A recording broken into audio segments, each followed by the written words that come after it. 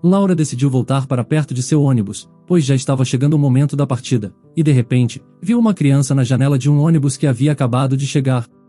A criança estava encostada contra a janela, olhando para a estação e os passageiros apressados. Nos primeiros segundos, Laura pensou que estava ficando louca, pois através da janela viu Pietro, seu filho. A mulher gritou e correu em direção ao ônibus. A criança estava olhando para outro lado, mas quando virou a cabeça, seus olhos se encontraram com os dela.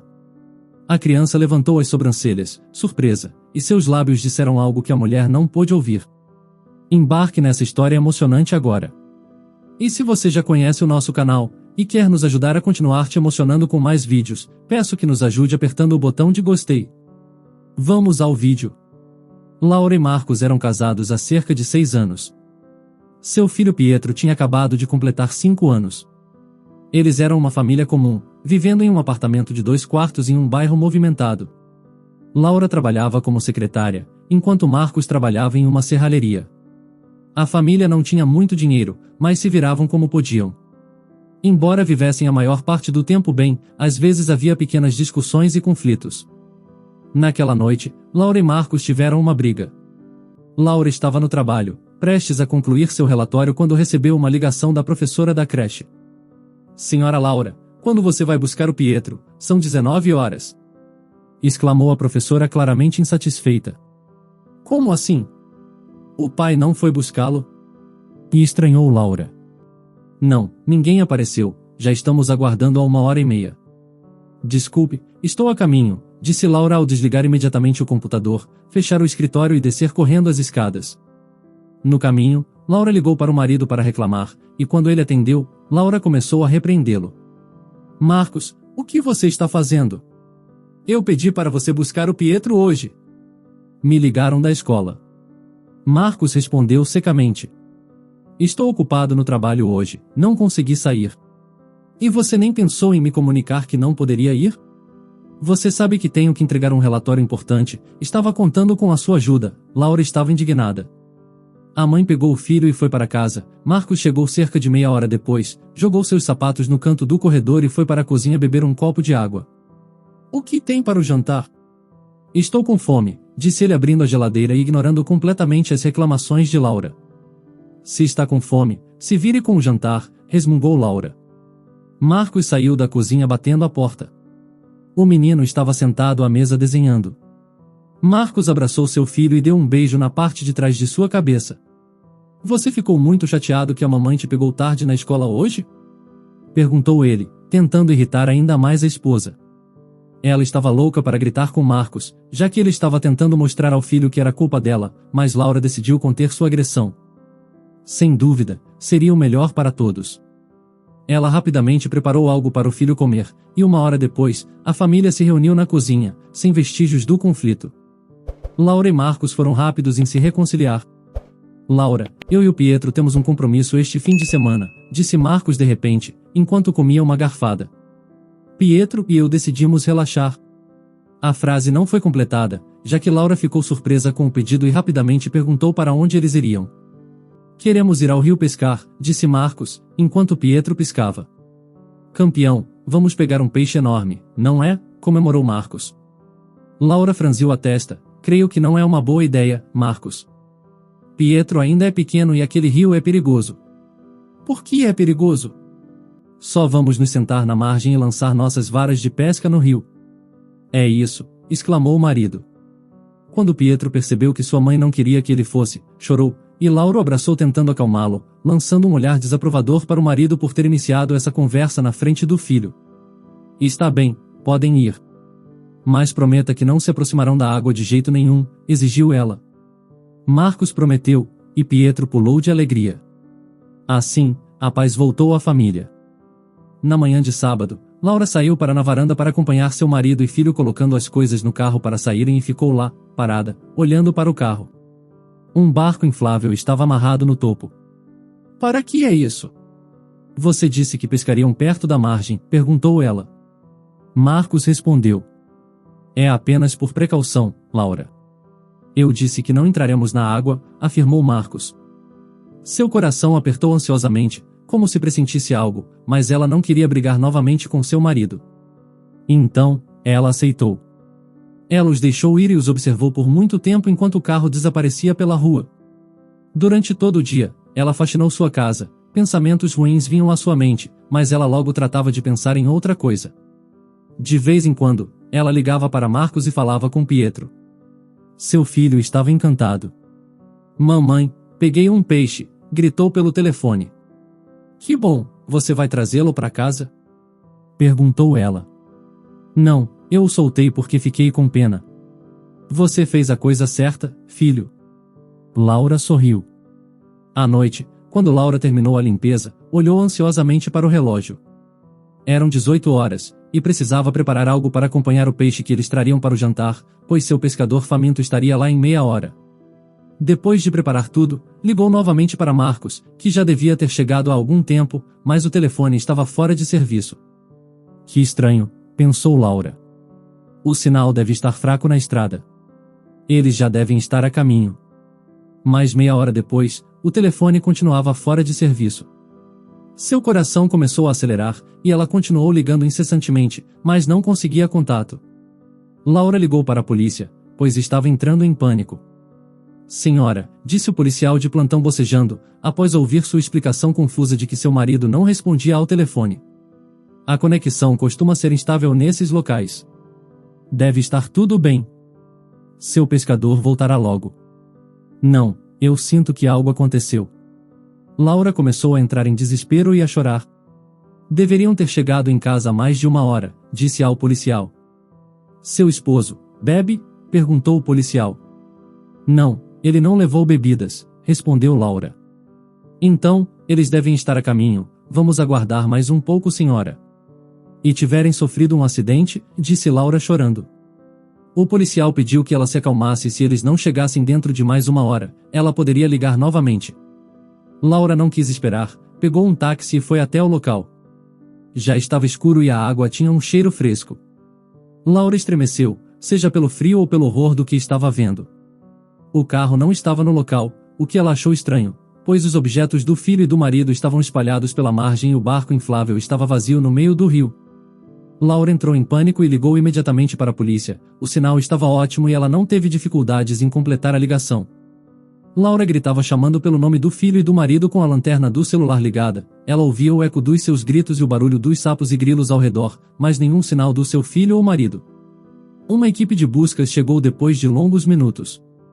Um mergulhador e um barco se dirigiram para o rio para averiguar se havia alguém na água, enquanto uma equipe verificava os entornos do rio.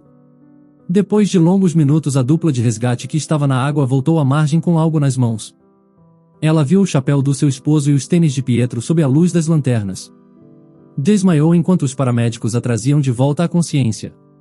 Os mergulhadores decidiram suspender o trabalho até o dia amanhecer, pois não tinham visibilidade para continuar os trabalhos. Ao saber disso, Laura gritou histérica. Não, não. E se ainda puderem ser salvos? Mas todos simplesmente desviaram o olhar. Como é possível salvar alguém que se afogou? Pensavam. A levaram longe do rio quase à força. Quando voltou ao seu apartamento, desabou no sofá, chorando muito, e assim permaneceu até o amanhecer. Depois, voltou ao rio com os mergulhadores. Os corpos de Marcos e Pietro foram procurados por vários dias sem sucesso. Ninguém duvidava que eles tinham se afogado. A busca dos corpos foi complicada pela topografia do fundo do rio. Logo, Laura foi informada de que havia poucas chances de encontrarem os corpos, pois provavelmente tinham sido arrastados rio abaixo e só lhes restava esperar que aparecessem em algum lugar. Laura não acreditava neles. Ainda tinha esperanças. Afinal, os corpos nunca foram encontrados. No entanto, alguns dias depois, Laura recebeu uma ligação da polícia informando que tinham encontrado o carro em um posto de gasolina. Resultou que criminosos o haviam roubado e vendido. Tudo ficou escuro diante dos seus olhos. Ontem, ela era uma mãe feliz e uma esposa que se sentia amada, embora ocasionalmente brigasse com Marcos. Não podia imaginar a sua vida sem eles, e agora não restava nada. Laura não conseguia entrar no quarto do filho, pois tudo ali a lembrava dele. Quando abriu o armário, deparou-se com as coisas de Marcos. Sentia a dor da perda. Laura chorava incessantemente, e parecia que suas lágrimas nunca teriam fim. Sônia, a mãe de Laura, também sentia muito a perda do genro e único neto, mas permanecia firme.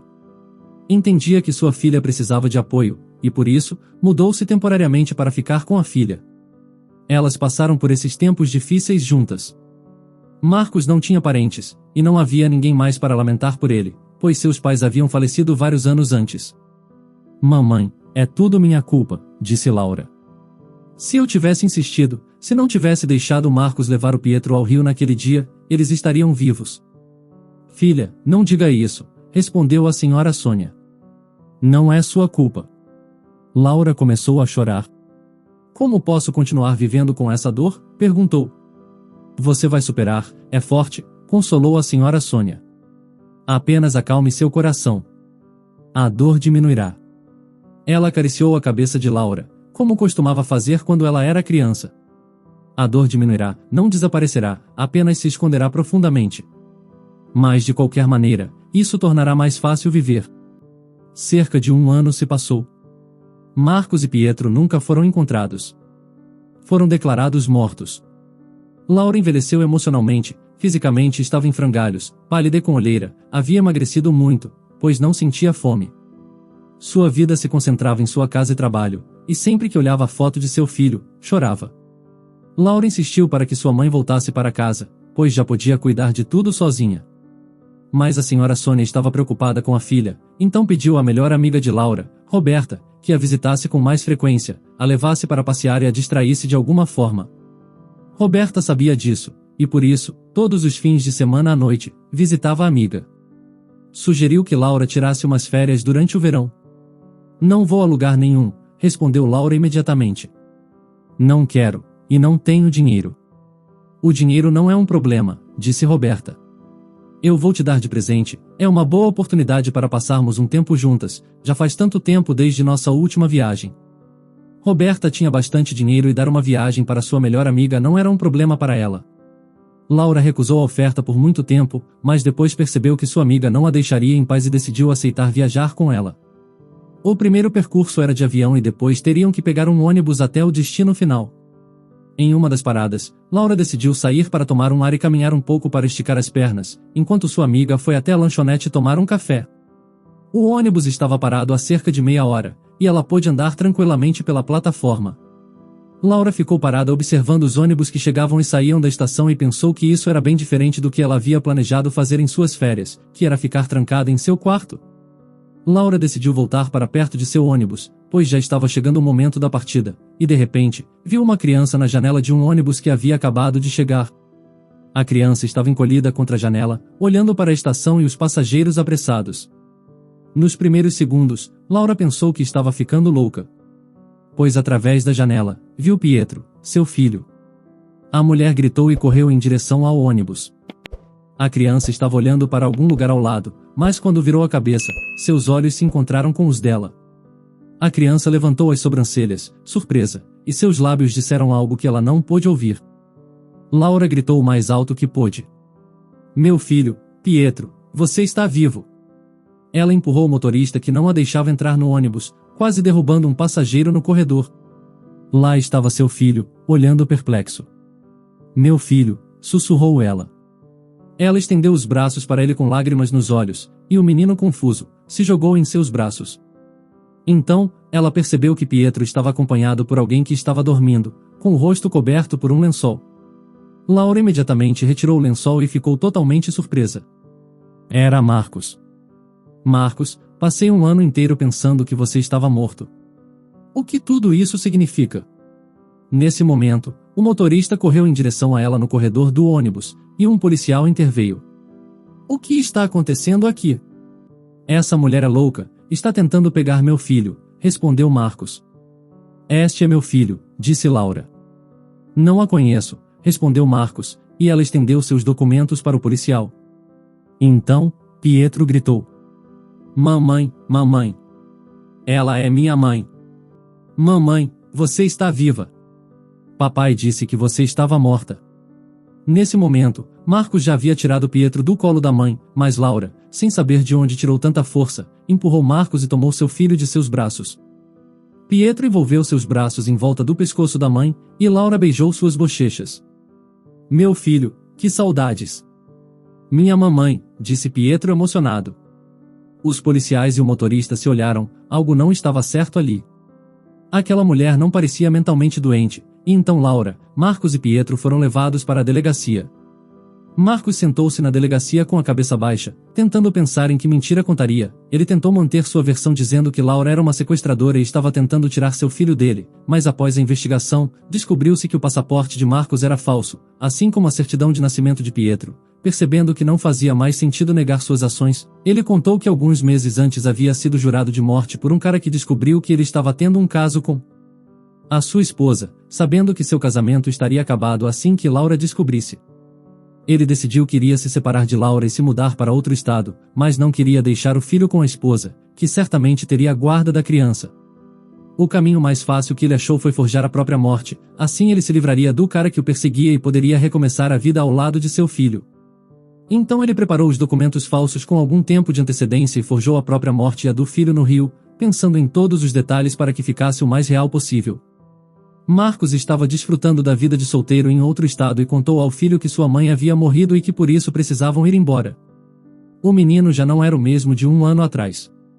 Havia sofrido muito e chorava constantemente de saudades da mãe. Quando Laura os encontrou, estavam voltando de uma viagem à praia, onde Marcos havia se encontrado com alguns amigos. Quando tudo foi esclarecido, Marcos foi detido, e depois de todo o procedimento burocrático, mãe e filho finalmente foram liberados. Marcos responderia por falsidade ideológica e subtração da criança. Roberta estava desesperada atrás da amiga que havia desaparecido na estação e quando finalmente conseguiu falar com ela pelo celular, ouviu a voz de sua amiga gritando e perguntando onde estava. Laura contou brevemente tudo, e Roberta não pôde acreditar na amiga até ir encontrá-la na delegacia e ver com os próprios olhos. Quando a mãe de Laura também foi informada da história, pensou que sua filha havia enlouquecido e já tinha decidido que a viagem tinha sido uma má ideia. No entanto, quando ouviu a voz de seu neto ao telefone, quase desmaiou e chorou de alegria. Sim, o genro se mostrou um canalha, mas responderia por tudo. O principal era que Pietro estaria com elas agora, e Marcos foi condenado. Com o tempo, o filho logo começou a se esquecer de toda a história com seu pai. Laura se mudou com seu filho para que o ex-marido não os incomodasse mais. Laura estava radiante por ter encontrado o filho, mas chocada com o que seu marido foi capaz de fazer. Ela nunca imaginou a verdadeira índole de Marcos, apesar de anos de casados, ela nunca o imaginou como um criminoso, ficando receosa em começar qualquer tipo de relacionamento. E você? Já se decepcionou com alguém que imaginava ser uma pessoa completamente diferente? Você acha que Marcos pode ter contato com o filho depois do que ele fez? Compartilhe sua opinião nos comentários. Se você gostou dessa história emocionante, peço, por favor, que deixe um gostei neste vídeo e compartilhe com seus amigos. E este outro vídeo que está aparecendo em sua tela agora, também é muito comovente, e certamente também vai te emocionar. Se inscreva no canal para não perder nenhuma novidade, e até o próximo vídeo.